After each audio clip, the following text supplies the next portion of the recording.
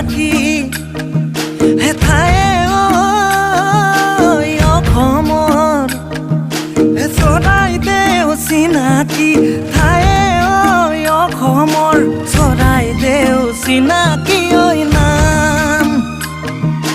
চাউলুং চুকাফাৰ